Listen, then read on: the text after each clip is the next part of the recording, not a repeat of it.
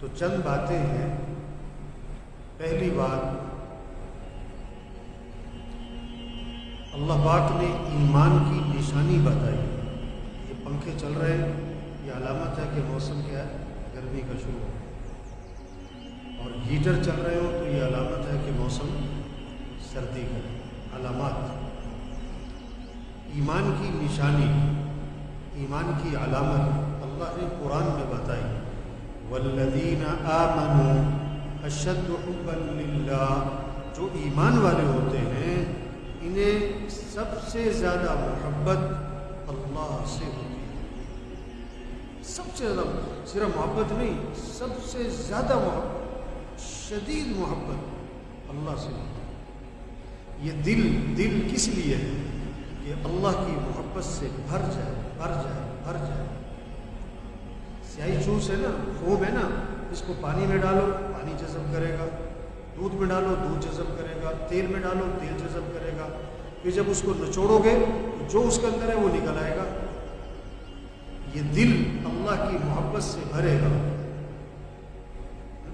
پھر اس کا بولنا، اس کا دیکھنا، اس کا سننا، اس کا سوچنا، اس کی زندگی جو ہے وہ اللہ کی اطاعت اور فرما برداری پر آ جائے گی. اگر یہ دل اللہ کی محبت سے بھر جائے. اگر دل ہی گندا ہو گیا تو پھر بول گندے، پھر دیکھنا گندا، پھر سننا گندا، پھر سوچ گندی. اس لیے اللہ قرآن میں فرما رہے ہیں یوم لا ينفع مال ولا بنون الا من اتى الله بقلب سلیم. وہ دن آنے والا ہے کسی مال والے کو کوئی مال فائدہ نہ دے گا، کسی کی اولاد کوئی کام نہ آئے گی، کچھ کام نہیں آنے والا. ہاں، جو سلامتی والا دل لے کر آئے گا وہ کامیاب ہوگا. اس دل کو سنبھالو، دل کو. آپ صلی اللہ علیہ وسلم فرما رہے ہیں الا ان فی الجسد لمضغہ اذا صلحت صلح الجسد كله واذا فسدت فسد الجسد كله الا وهي القلب الا وهي القلب الا وهي القلب.